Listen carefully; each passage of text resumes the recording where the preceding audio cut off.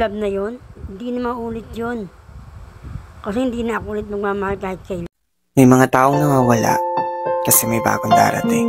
Ikaw ba yung tipong sobrang nasaktan at ayaw nang sumubok muli? Ayaw mo na bang magmahal ulit?